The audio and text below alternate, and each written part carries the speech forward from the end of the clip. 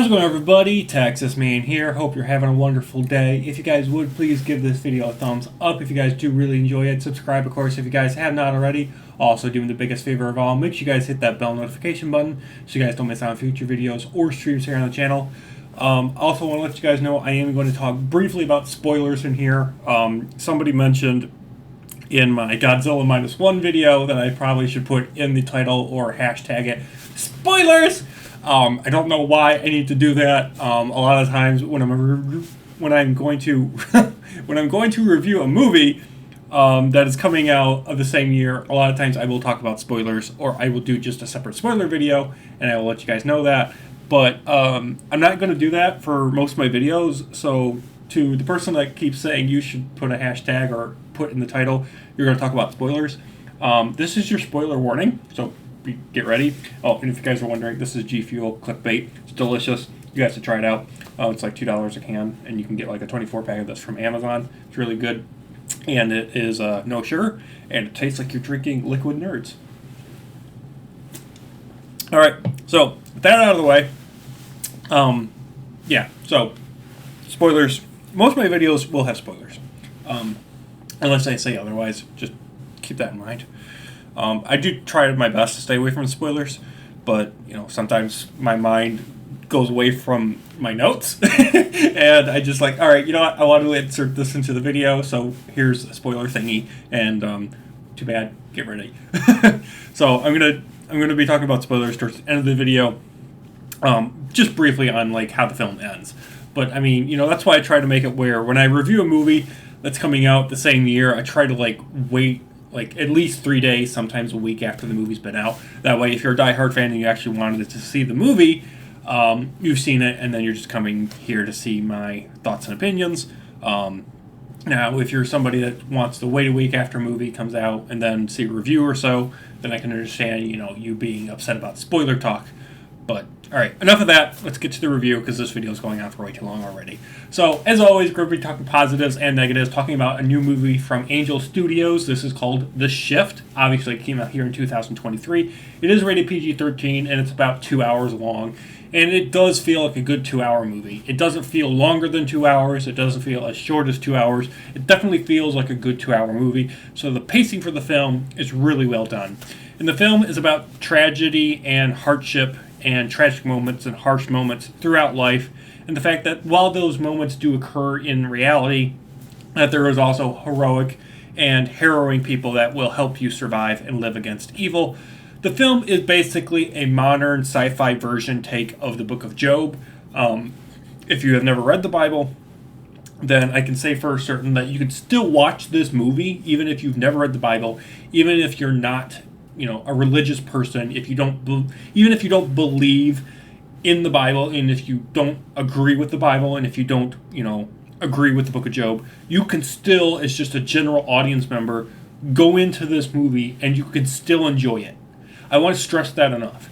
Even if you are not a religious person and you have no belief and you don't agree with the Bible, you don't agree with what's in it, you can still watch this movie and come away enjoying the film. You can still enjoy it.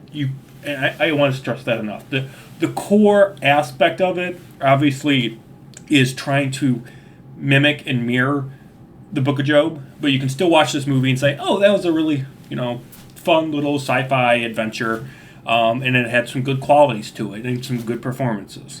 So, for those of you who have never read the Book of Job, it basically centers on Job, but in this film he's called Kevin, and he gets put on this journey across dimensions where unfortunately he's lost his kid, he's lost his wife, he's lost his job, he's lost his wealth, he's lost everything.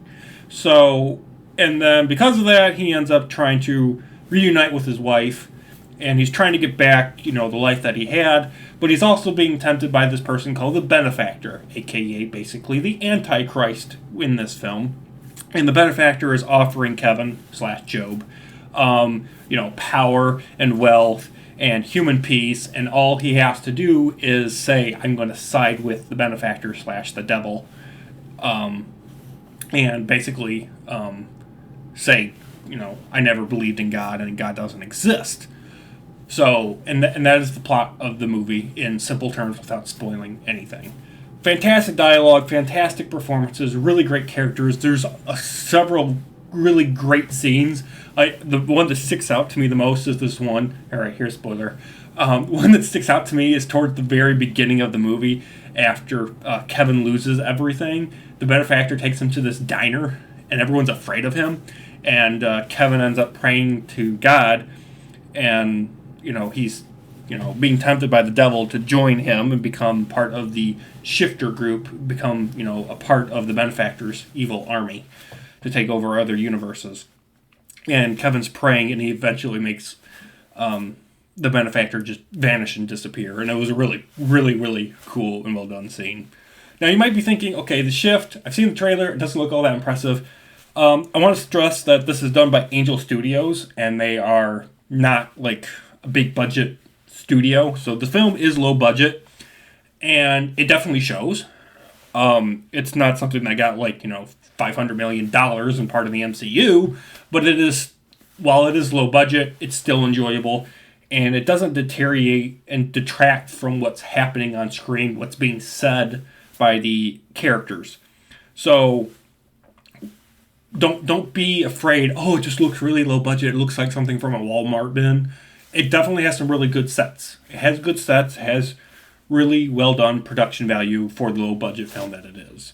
And to me, because it is low budget, it kind of allowed them to be able to focus and tackle topics about free will, freedom within a country, freedom of choices, love, family, sacrifice, and trust.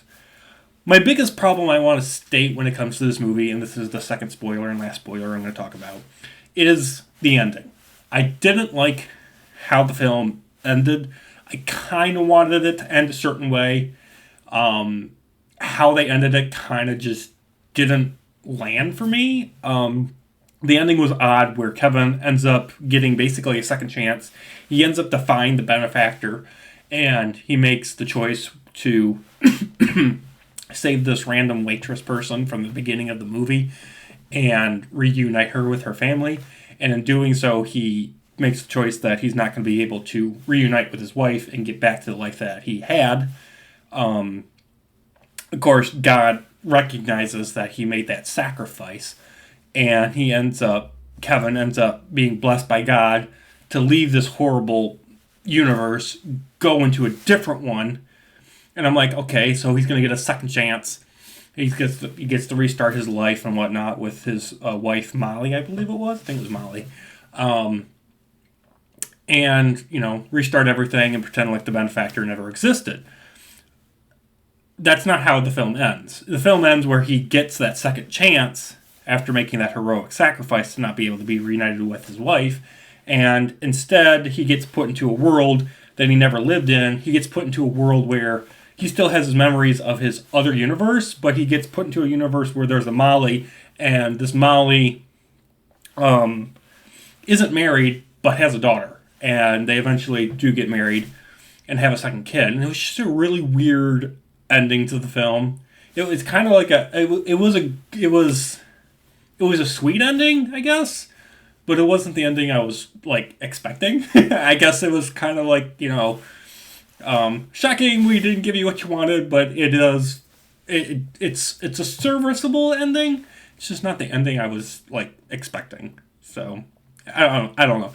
It just wasn't what I wanted, I guess. It is definitely a very creative choice. And it gave some shock and awe value, and I'm like, this isn't how the story normally would have ended, but this is the one they went with, and I guess it is what it is.